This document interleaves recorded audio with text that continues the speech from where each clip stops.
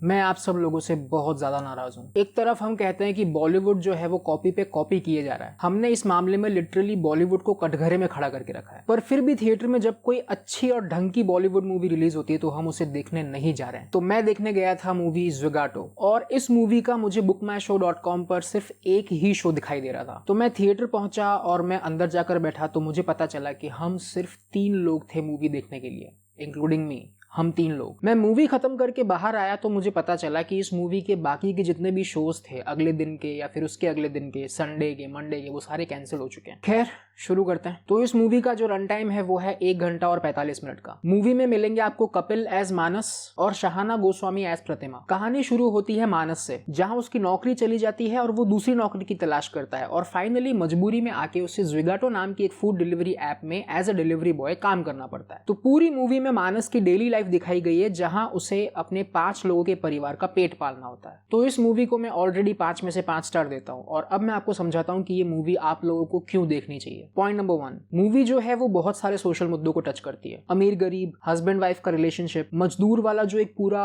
Section है अपने India में वो, और अभी का लेटेस्ट हिंदू मुस्लिम, इन सभी चीजों पे बहुत अच्छे से बात की गई है। सबसे बड़ी बात कि इन सारे मुद्दों को एक डिलीवरी बॉय की जिंदगी से जोड़कर जो फिल्म में दिखाया गया है, दिल छू लिया इस मूवी ने इस पॉइंट पे।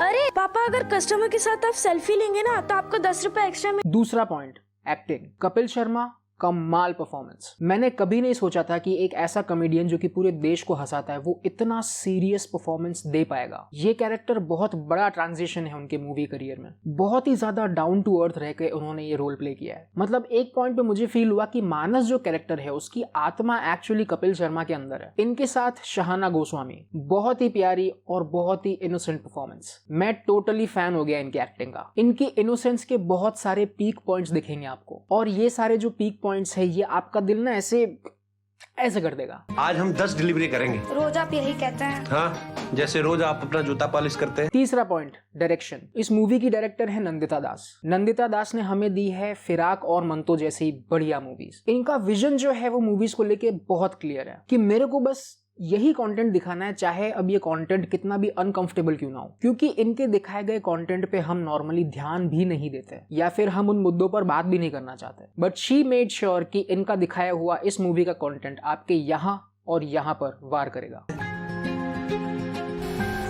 आज बहुत जल्दी आ गया, लगता है आज हमारा लकी डे है। Fourth point, art and design department. एक चटाई से लेके लोटे तक सब कुछ एग्जैक्ट उसी पोजीशन पे है जहां पर एक लोअर मिडिल क्लास की फैमिली में जगह पर होना चाहिए। फिर चाहे वो मानस के घर का सीन हो या किसी हाई सोसाइटी बिल्डिंग का घर, everything in the premise was perfect and everything was complementing the theme and the story of this movie. Sir आपके साथ एक सेल्फी ले सकते हैं, हमको थोड़ा एक्स्ट्रा मिल जाता है सर।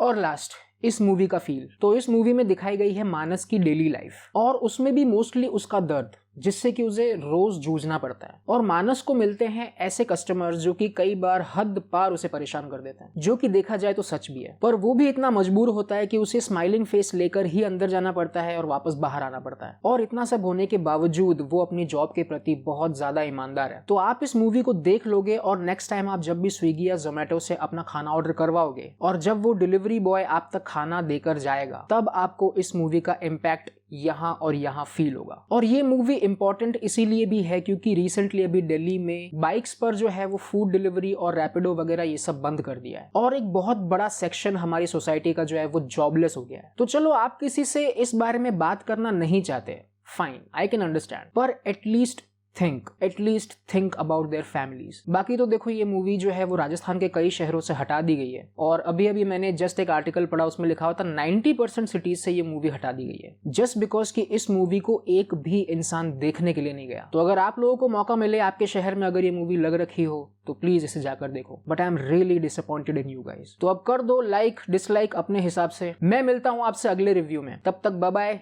And take care.